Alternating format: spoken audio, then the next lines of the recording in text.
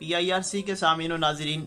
آج آپ حضرات کے سامنے حضرات صحابہ اکرام رضوان اللہ علیہ مجمعین کا تعارف اور ان کا مختصر سلسلہ نسب آپ حضرات کی گوش گزار کر رہا ہوں۔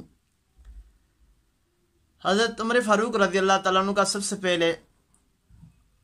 آپ رضی اللہ تعالیٰ عنہ کا نام عمر ہے اور آپ رضی اللہ تعالیٰ عنہ کا لقب فاروق اعظم اور آپ کی کنیت ابو حفص اور آپ کے والد کا نام خطاب، آپ کی والدہ کا نام فتحہ، اس کو اصحابہ نے ذکر کیا ہے۔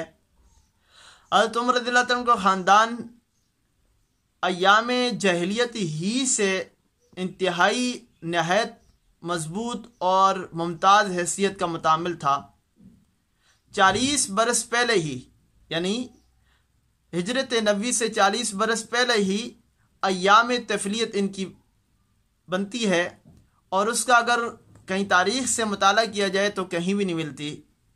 ہاں، جب رسول اللہ صلی اللہ علیہ وسلم نے نبوت کا اعلان کیا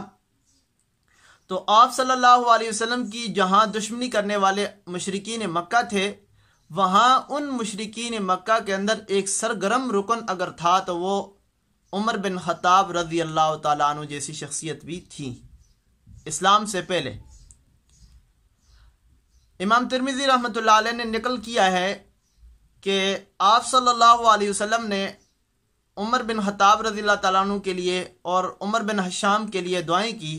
تو اللہ تعالیٰ نے عمر بن خطاب رضی اللہ تعالیٰ عنہ کے حق میں دعا کو قبول کیا، اور یعنی نبوت کے 7ویں سال سیدنا عمر فاروق رضی اللہ تعالیٰ عنہ 40ویں نمبر پر اسلام قبول فرما کر کے اللہ تعالیٰ کے ہاں ایک ایماندار شخصیت بن کر کے صحابہ کرام کی دلوں کی دھڑکن بنے۔ حضرت عمر رضی اللہ تعالیٰ عنہ کے زمانے میں بڑے بڑے فتوحات ہوئے ہیں۔ ان علاقوں میں سے بڑے علاقوں میں سے چند یہ ہیں: عراق، شام، بیت المقدس، مصر۔ یہ بڑے علاقے ہیں جن کو حضرت عمر فاروق رضی اللہ تعالیٰ عنہ کے زمانے میں فتوحات ملی۔ آپ رضی اللہ تعالیٰ عنہ کی چند خصوصیات آل سیر نے لکھی ہیں، جن میں سے خوف الہی کو سر فہرست ڈالا کہ آپ اللہ کی ذات سے بہت زیادہ خوف زدہ رہتے تھے۔ ہمیشہ خوف الہی کا غم دل دماغ پر جسم پر طاری رہتا تھا، اور جب قرآن کریم کی تلاوت کرتے تھے تو یہ حالت، یہ کیفیت تھوڑی سی زیادہ نہیں بلکہ بہت زیادہ بڑھ جاتی تھی۔ اصحاب سیر نے لکھا ہے کہ بعض دفعہ حضرت عمر رضی اللہ تعالیٰ عنہ خوف الہی کی وجہ سے یوں کہہ دیتے تھے کہ اے کاش کہ میں کوئی تنکا ہوتا، اے کاش کہ میں خسو خاشاک ہوتا، اے کاش کہ میں دنیا میں پیدا ہی نہ ہوتا۔ کنز المال والوں نے اس کو لکھا ہے اس طرح کی تحریرات، واللہ عالم۔ حب رسول صلی اللہ علیہ وسلم اور اتباع رسول صلی اللہ علیہ وسلم کا یہ عالم تھا کہ جناب نبی کی مکرم صلی اللہ علیہ وسلم کی وفات کے بعد انتہائی درجہ کی محبت کی وجہ سے مغموم رہا کرتے تھے، بہت انتہائی صدمہ رہتا تھا۔ ایک دفعہ ایسا ہوا کہ جب مسجد اقصی میں اذان دی، حضرت بلال رضی اللہ تعالیٰ عنہ نے، یعنی مؤذن نبوی صلی اللہ علیہ وسلم نے مسجد اقصی میں بیت المقدس میں جا کر اذان دی تو آپ رضی اللہ تعالیٰ عنہ کو رسول اللہ صلی اللہ علیہ وسلم کو زمانے کی یاد تازہ آئی، تو حضرت عمر فاروق رضی اللہ تعالیٰ عنہ اتنے روئے کہ آپ کی ہچکی بن گئی۔ یہ محبت، یہ شفقت، وہ زمانہ، وہ پیار، وہ اپنے استاد، اپنے رسول، اپنے پیغمبر کی محبت کی جو ایک نشانیاں تھی وہ دوبارہ سے زندہ ہوئیں تو وہ دل برداشتہ ہو گئے،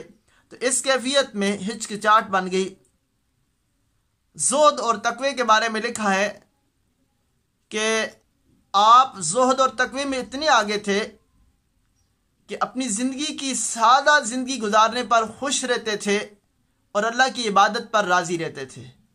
اور سادگی کا عالم یہ لکھا ہے آل سیر نے کہ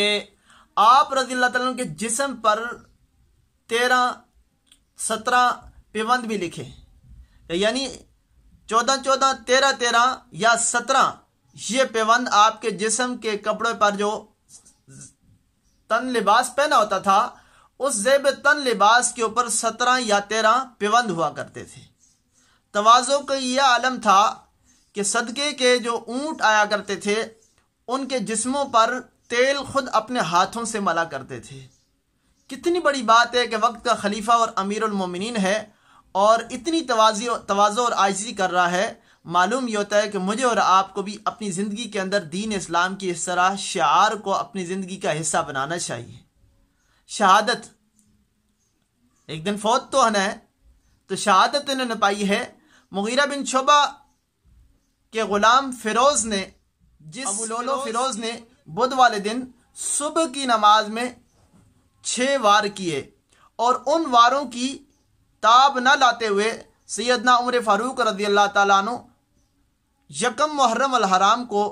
24 ہجری کو شہادت سے سرفراز ہوئے۔ آپ صلی اللہ علیہ وسلم کے پہلو میں مدفن ہوئے،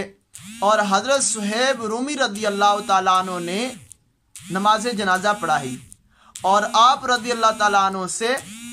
539 روایات احادیث کی کتابوں میں ملتی ہیں۔